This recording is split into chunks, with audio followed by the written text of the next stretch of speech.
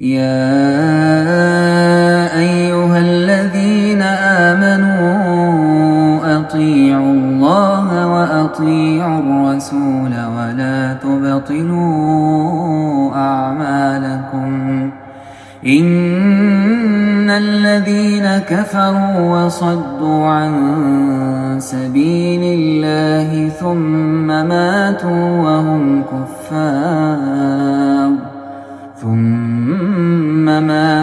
وهم كفار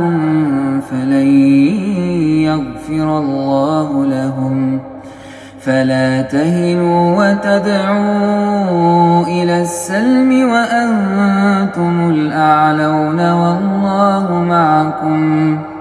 والله معكم ولن يتركم أعمالكم إنما الحياة الدنيا لعب ولهو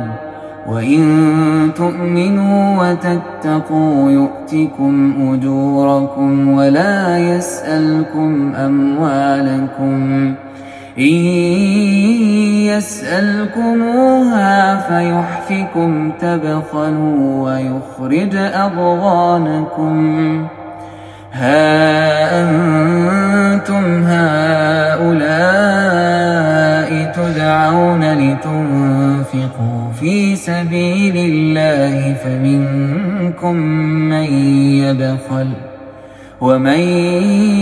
يبخل فإنما يبخل عن نفسه والله الغني وأنتم الفقراء وإن تتولوا يستبدل قوما غيركم ثم لا يكونوا